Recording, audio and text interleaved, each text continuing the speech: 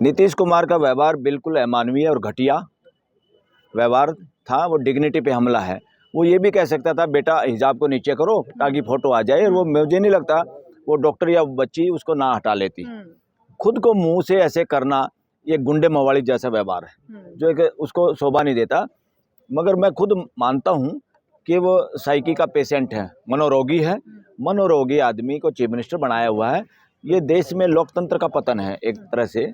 लेकिन सर इस देश में जो पत्रकार हैं, बहुत बड़े नामचीन पत्रकार हैं जैसे चित्रा त्रिपाठी हैं, वो कह रही हैं कि बराबरी अगर चाहिए तो फिर इस तरीके का ये बुर्खा या इस तरीके का हिजाब, इसकी क्या ज़रूरत है और क्या गलत किया नीतीश कुमार ने? ये तो बेवकूफ़ी है। उसको पूछे चित्रा त्रिपाठी, कभी तेरी कैप तेरा चश्मा कोई ज़बरदस्ती कोई मर्द आदमी चौराहे पे उतारे तो कैसा लगेगा?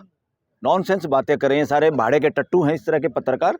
अब इनको गोदी मीडिया नहीं, भाड़े के टट्टू, देशद्रोही, बल्कि मैं कहूँगा इनको आतंकवादी हैं। ये चीज़ों को गलत तरीके से मोड़ते हैं। अरे भाई कोई बच्ची है उसका आप हाथ लगा के उसको टच कैसे कर सकते हैं? ये उसमें आता है, महिला के साथ छेड़खानी में आता है। उसको टच नहीं कर सकते आप। मुंह से बात करिए, मुंह से बताइए कि बेटा इसको नीचे उतारो, हम चाहते हैं फोटो आए आपका। और उसका फिर हो सकता था, मुझे नहीं लगता 99% मुझे लगता है वो बेटी अपने आप मुंह नीचे कर लेती। हाँ, तो कई पत्रकार कर लेती अगर वो नहीं और नहीं फिगर वाली हरकत है, फादर फिगर है वो। फादर फिगर वाली हरकत है, सार्वजनिक रूप में नहीं होती। That is nonsense.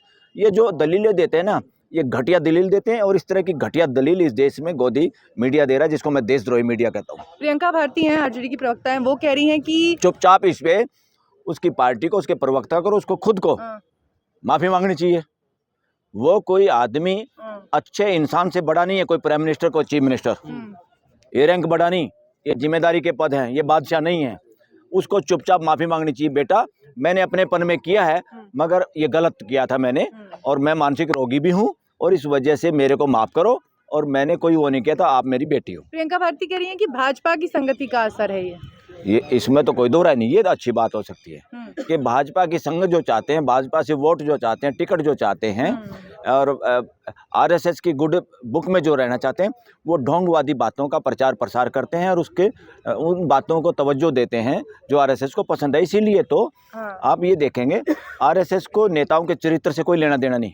ये बातें बढ़ाते हैं बड़ी बड़ी के हम चरित्र निर्माण करते हैं। ये चरित्र निर्माण, ये चरित्र को ध्वस्त करते हैं। जैसे कि इनके काफ़ी लोग आप देखेंगे, MLA, MP, even CM, PM की भी वीडियो सामने आ रही है। वो तो दिल्ली विधानसभा में जो बातें हुई, और बहुत सारी बातें लोगों के पास। एक आईएएस प्रदीप शर्मा को विक्टिम बनाया उन्होंने, कई आईएएस आईपीएस को विक्टिम बनाया प्राइम मिनिस्टर ने। और इसमें सारा पता उनको चरित्र कैसा है देश के प्राइम मिनिस्टर का, गृह मंत्री का। तो आरएसएस तो ये चाहती है मेरे लिए काम करे चाहे कितने घटिया लोग हों, मेरे लिए षड्यंत्र करे चाहे कितने घटिया लोग हों। देश में इलेक्शन जीत के किसी भी तरह से, क्योंकि अभी कल परसों उसने, राहुल ने बयान दिया था कि भागवत ये कह रहा है भाई सत्ता ताकत की चलती है, सत्य वत्या का कोई लेना देना नहीं। इनके सत्य में इनका कोई विश्वास नहीं। ताकत षड्यंत्र करके देश के साथ की ऐसी तैसी करो, मगर वर्णवाद मनुवाद को लागू करो, उसके लिए कुछ भी किया जाए। उसके लिए बिना सबूत के चाहे मंदिर बनाने की बात हो, बिना सबूत के किसी को जेल में भेजने की बात हो, बिना सबूत किसी का चरित्र हनन करने की बात हो, ये सारा का सारा वर्दहस्त है। ये लोग जब तक इस तरह के मदारी के बंदर जब तक आरएसएस के लिए लाभदायक होंगे, उनके लिए काम करते रहेंगे, तो ये लोग, ऐसे लोग सीएम बने रहे, पीएम बने रहे, मंत्री रहे, आईएएस रहे, आईपीएस रहे, जज रहे, कोई फर्क नहीं पड़ता। उनके पीछे, उनके कमर के पीछे आरएसएस का हाथ होता है। इसीलिए कहीं जजों को आपको देखा होगा, कोई बहुमत की बात करता है, कोई मनुस्मृति की बात करता है। ये सारे मैं कहूँगा जजों के रूप में छुपे हुए गुंडे हैं, देशद्रोही लोग हैं। सर आप माफ़ी मांगने की बात कर रहे हैं बीजेपी से। उत्तर प्रदेश में कैबिनेट मंत्री हैं संजय निषाद, वो कह रहे हैं कि सिर्फ बुर्खा हटाया है तो इतना बवाल कर रहे हैं, कहीं इधर उधर हाथ लगा दिया होता तो क्या करते ये लोग? अरे तुम्हारी पत्नी का बुर्का कोई हटा दे, उसके कपड़े हटा दे, उसका पल्लू हटा दे, कैसा लगेगा मिस्टर निषाद? नॉनसेंस बातें करते हो, ये नॉनसेंस बातें। कौन ये बीच में ठेकेदार है? ये सारे के सारे वो घटिया वो हैं, इनको नेता भी मत कहो।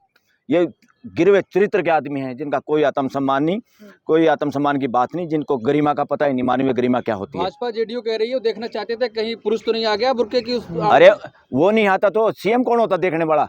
जिसने उसको अलाउ किया उस लड़की को स्टेज पे जाने के लिए, ये उनका काम था।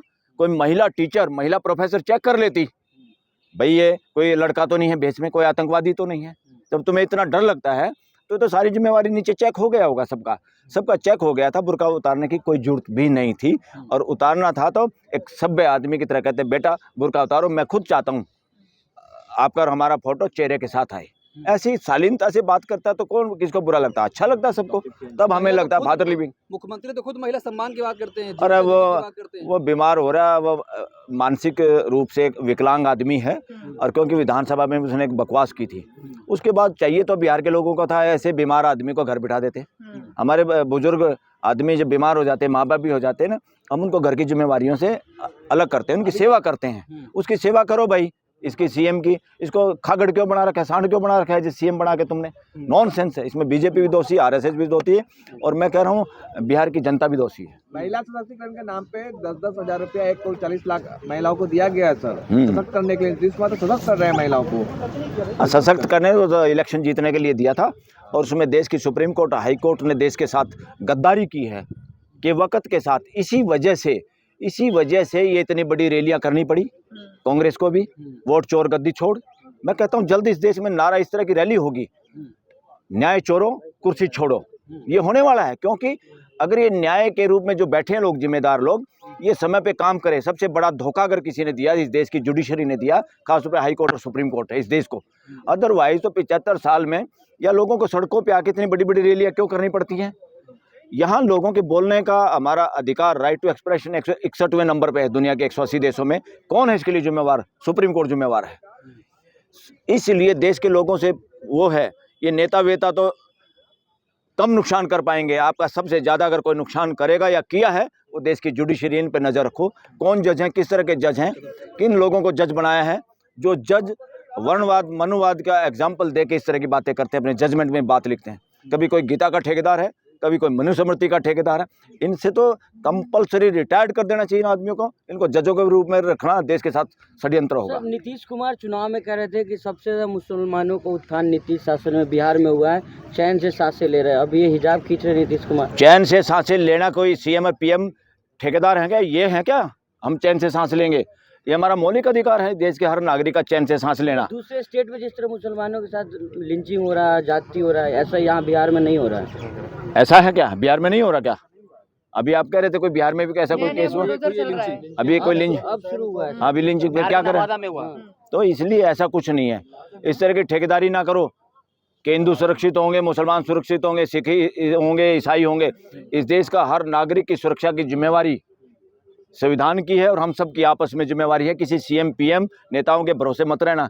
ये सब वोटों के ठेकेदार सारे ठग लोग हैं। मैं कह रहा हूँ जैसे समुद्री लुटेरे होते हैं, ये सारे के सारे ज़्यादातर वोट लुटेरे हैं, जमीर लुटेरे हैं, घटिया लोगों के हाथों में चारों तरफ वो हैं, सत्ता में बैठे हुए लोग हैं।